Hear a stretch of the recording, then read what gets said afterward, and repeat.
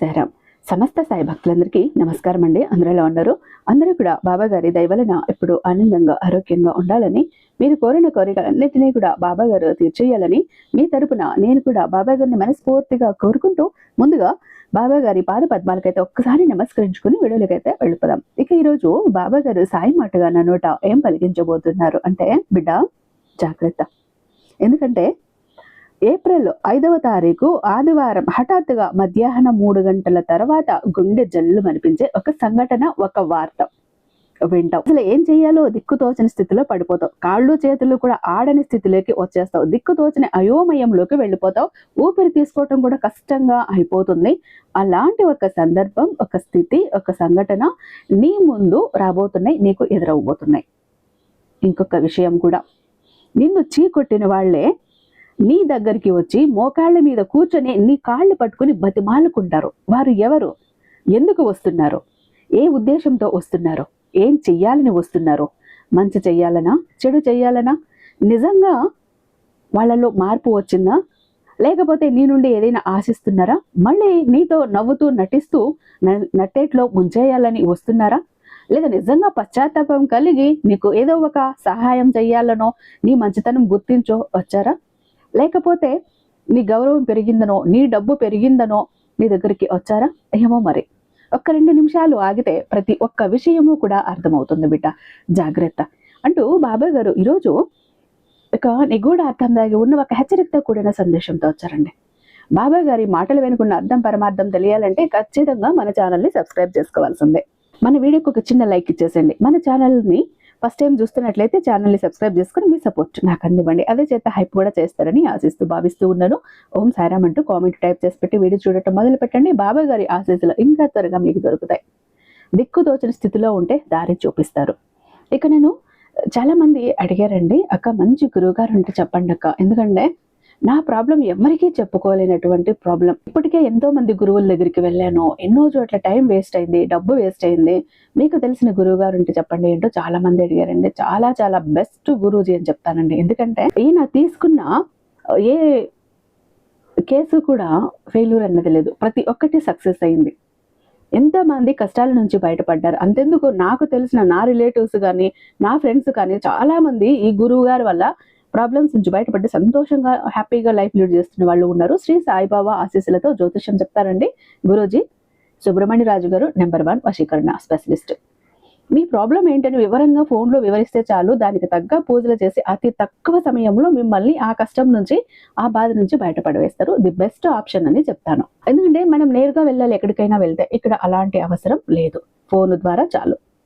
ప్రేమ, పెళ్లి, ఉద్యోగం, రాజకీయం, విదేశీ ప్రయాణం, ధనం నిలకడగా లేకపోవటం, భార్యాభర్తల మధ్య గొడవలు, ఆస్తి తగాదాలు, అప్పుల బాధలు, స్త్రీ పురుషులకు ఎటువంటి గుప్త సమస్యలున్నా నెంబర్ 1 వశీకరణ స్పెషలిస్ట్. అలాగే మీ ఇంటి మీద చెడు ప్రయోగం జరిగి ఉన్న నరదృష్టి, నరఘోష, సంతాన సమస్యలు, మానసిక సమస్యలు, గుప్త సమస్యలు, భార్యాభర్తల మధ్య, లవర్స్ మధ్య అనుమానాలున్నా, అపార్థాలున్నా, థర్డ్ పర్సన్ ఉన్నా, అత్తాకోడలకి మధ్య సమస్య ఉన్నా, ఏదైనా ఉండనివ్వండి, ప్రతి ప్రాబ్లంకి చక్కటి సొల్యూషన్ ఇస్తున్నారు. మీ వివరాలన్నీ చాలా సేఫ్ అండ్ సెక్యూర్గా ఉంచుతారు. కాబట్టి ఒకసారి స్క్రీన్ మీద ఉన్నటువంటి నెంబర్కి కాల్ చేయండి. ఇక బాబా గారి సందేశం విషయానికి వస్తే, బిడ్డ ఈరోజు నేను నీకు చెప్పేది, ఒకప్పుడు నిన్ను చూసి నవ్విన వాళ్ళు ఈరోజు నీ ముందే తల వంచి నిలబడ్డారు.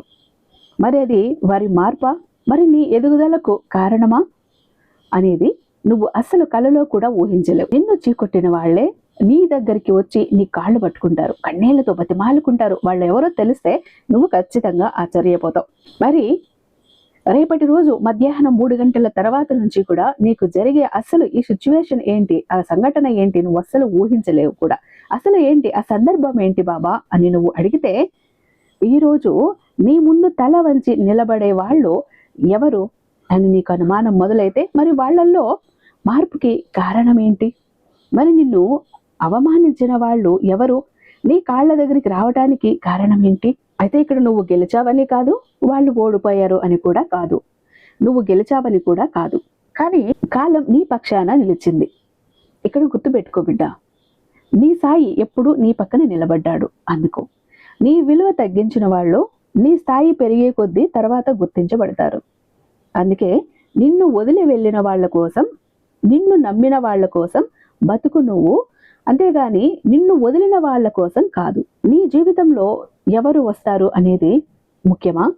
మరి నీకు తెలిసిన వాళ్ళు మాత్రమే ఉండేలా చెయ్యటం కూడా ముఖ్యమా అనేది నీకైతే నేను ఈరోజు వివరంగా చెప్తాను. కాబట్టి ముఖ్యంగా నువ్వైతే ఈ సందేశాన్ని చివరి వరకు చూడాల్సిందే తల్లి. ప్రశాంతంగా చూస్తేనే నీకు అర్థమవుతుంది. అలాగే ఎప్పుడూ కూడా మరి ఒక్కసారి ఆలోచించు, నిన్ను కష్టాల్లో వదిలేసిన వాళ్ళు నిజంగా నీ వాళ్ళ?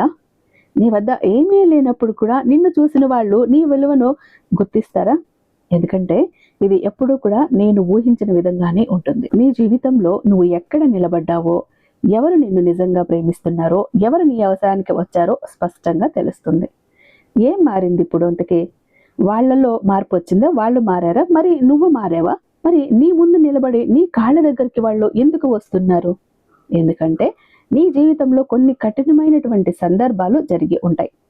నీ దగ్గర డబ్బు లేక ఇబ్బంది పడినటువంటి సందర్భాలు చాలా ఉన్నాయి. తిని తినక కట్టి కట్టక ఎంతో బాధలని, ఎన్నో ఇబ్బందులని అనుభవించావు, పడుతూనే ఉన్నావు. ఎవరు కూడా నీకు రూపాయి సహాయం చేసింది లేదు కదా బిడ్డ. నువ్వు ఎవరికి అవసరం లేని వ్యక్తిలా నిలబడిపోయావు ఒంటరిగా. ఎవరికి అవసరం లేని వ్యక్తిలా కనిపించావు కూడా. అప్పుడే చాలా మంది నీ విలువను తగ్గించేశారు. ఎందుకంటే ఈ ప్రపంచం పరిస్థితిని చూసి నిర్ణయం చేస్తుంది. నీ వ్యక్తిగత గతాన్ని, నీ యొక్క మంచితనాన్ని ఎప్పుడూ గమనించలేదు. పై మెరుగులే కావాలి నీ చుట్టూ ఉన్న వాళ్ళకి.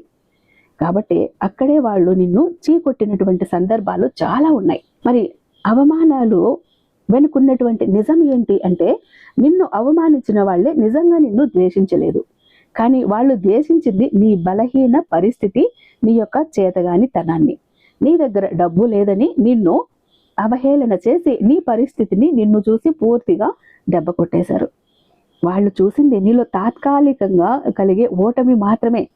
కానీ నువ్వు ఎక్కడ ఉన్నా ఒక్కసారి తలుచుకుంటే ఎవరూ కూడా నీ ముందు నిలబడరని నువ్వు నిరూపించావు. ఈ సమయానికి మరి నీ భవిష్యత్తు విజయాన్ని కాదు, నీలో జరిగేటటువంటి మార్పుల నుంచి వస్తుంది. కానీ ఇదే సందర్భం నుంచి నీకు జరిగిన నువ్వు ఇంకా మారలేదా? ఒకరోజు ఒక నిర్ణయం తీసుకుంటావు, నేను ఇంకా మారాలి, నా విలువన నేను నిరూపించుకోవాలి అని ఈ రోజు నుంచి కష్టపడతావు. నిన్ను నువ్వు మలుచుకుంటావు. నువ్వు నీలో నువ్వే మౌనంగా ఎదుగుతావు.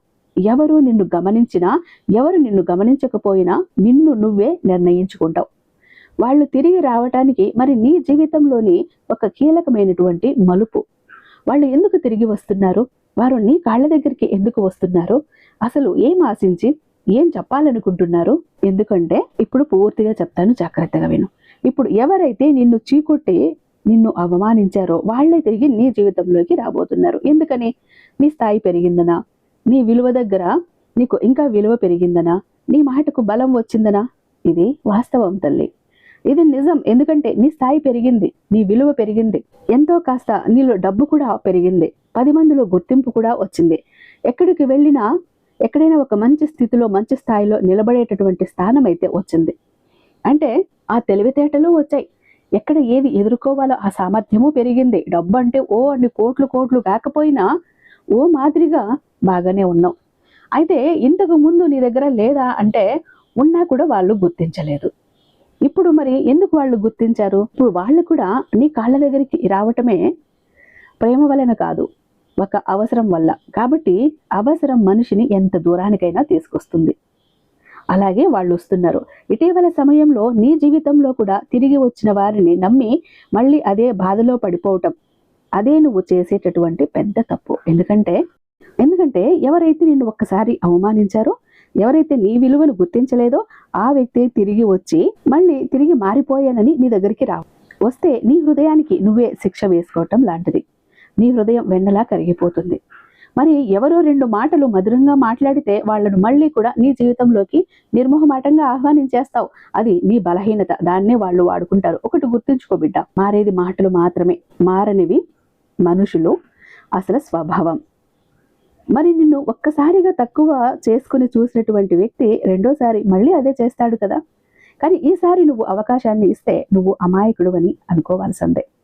నీ జీవితాన్ని నువ్వే నాశనం చేసుకున్నవాడివి అవుతావు. అందుకే ఎవరు తిరిగి వచ్చినప్పుడు వారి మాటలను కాదు, వారి గతాన్ని గుర్తుపెట్టుకో.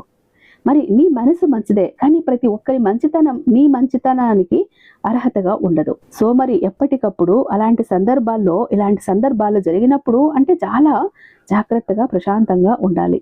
ఇక్కడే చాలా మంది తప్పు చేస్తారు. తిరిగి వచ్చిన వాళ్ళను నమ్మి అదే బాధలో పడిపోతూ ఉంటారు. గుర్తుంచుకో బిడ్డ, ఒక్కసారి అవమానించిన వాళ్ళ పరిస్థితి మారితే నీ జీవితాన్ని నాశనం చేస్తారు. మరి నీ గతం ఒక గొప్ప పాఠం నేర్పింది. నిన్ను వదిలిన వాళ్ళు నీకు అవసరం లేదు, నిన్ను నమ్మిన వాళ్లే నీకు నిజమైన వాళ్ళని. ఇలాంటి సమయంలోనే నీ జీవితం బాగుండాలి అంటే నువ్వు ఏం చేయాలో తెలుసా? నీ జీవితం మరింత ఉపయోగకరంగా కూడా మారిపోతుంది. ఈ చిన్న ఒక ఉపాయం చెయ్యి, నీ చేతిలో పెద్ద మార్పులు కనిపిస్తాయి, నీ జీవితంలో పెద్ద మార్పులు కనిపిస్తాయి. అంటే వాస్తవం 100% కనిపిస్తుంది. మనసులో బాధ ఉన్నప్పుడు తప్పుడు నిర్ణయాలు అవకాశం ఎక్కువగా ఉంటుంది. మరి అప్పుడే సాయి ఆశ్రయం తీసుకోవాలి. సాయి సహాయం తీసుకోవటం చాలా అవసరం. నువ్వు నమ్మచ్చు, నమ్మకపోవచ్చు బిడ్డ, కానీ నమ్మి చూడు. సాయి నీకు ఒక మంచి అవకాశాన్ని ఇస్తాడు. ప్రతిరోజు ఉదయాన్నే లేవగానే ఒక నిమిషమైనా, ఒక 5 నిమిషాలు ప్రశాంతంగా కూర్చొని మనసు నిమ్మలంగా చేసుకుని నీ సాయిని మనస్ఫూర్తిగా స్మరించు. నీ జీవితాన్ని ఇచ్చిన దానికి మరియు మనస్ఫూర్తిగా కృతజ్ఞతలు చెప్పు. అలాగే నీ మనసులో ఉన్న బాధని నీ సాయితో చెప్పుకో. అలాగే గురువారం రోజున ముఖ్యంగా నీ సాయిని దర్శించుకో. నీ సాయికి పసుపు రంగు పువ్వులను సమర్పించుకో. ఎందుకంటే పసుపు రంగు అంటే నీ సాయికి ఎనలేని అభిమానం. అవి ఎక్కడ కనిపిస్తే అక్కడ నీ సాయి వాలిపోతాడు, మురిసిపోతాడు. నీ ఇంట్లో ఎప్పుడూ కూడా నీ సాయి ముందు నీ దీపం వెలిగించు.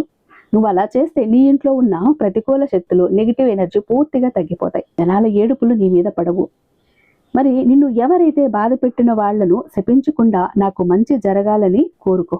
ఎందుకంటే నీ ఆలోచనలు ఎప్పుడు అలాగానే ఉంటాయి, నీ జీవితం కూడా అలాగనే మారుతుంది. ఈ చిన్న విషయమే బిడ్డ, ఎక్కువ కూడా కాదు. మంచి కోరు. వాళ్ళు నిన్ను చెడు కోరారని నువ్వు కూడా వాళ్లకు చెడు కోరితే వాళ్లకు నీకు తేడా ఏముంది? వాళ్ళ చెడును కోరుకో, నేను బాగుండాలి అని కోరుకో, చాలు, నువ్వు బాగుంటావు. అప్పుడు వాళ్ళు ఆడిన ఆటలు, వాళ్ళు ఆడిన మాటలు, వాళ్ళు చేసిన చేష్టలు ప్రతి ఒక్కటి వాళ్ళకి తిరిగి వెళ్ళిపోతాయి, వాళ్ళ మొహానే పడతాయి. కాబట్టి నువ్వు మంచిగా ఆలోచించు. నీ జీవితాన్ని అద్భుతంగా తీర్చిదిద్దే బాధ్యత నాది బిడ్డ. ఖచ్చితంగా నీ జీవితం అయితే 100కి 100% మారుతుంది. నీ సాయి మార్చేస్తాడు.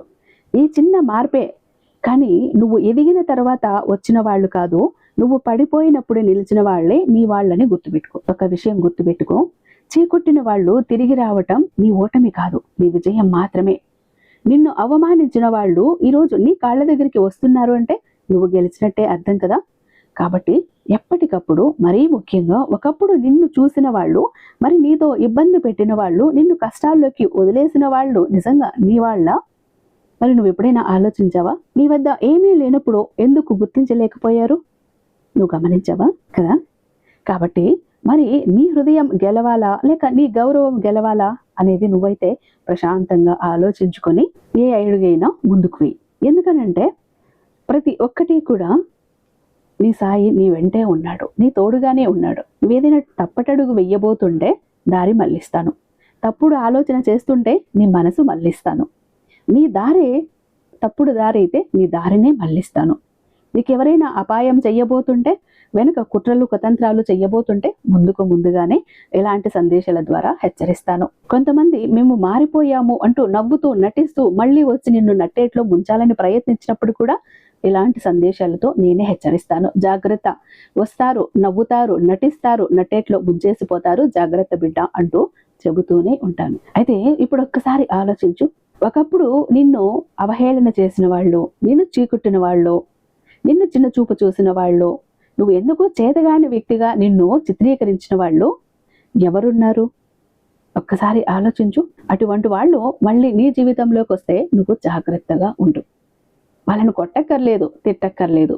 వాళ్ళు వస్తే ఎంతవరకు ఉండాలి, వాళ్ళతో ఎంతవరకు మాట్లాడాలి అంతవరకు మాత్రమే మాట్లాడు, పంపించు. అంతేకాని మేము మారిపోయాము, మాకు బుద్ధి వచ్చింది, అది ఇది అంటే కల్లిబొల్లి మాటలకు పడిపోకు, మాయ మాటల్లో చిక్కుకోకు.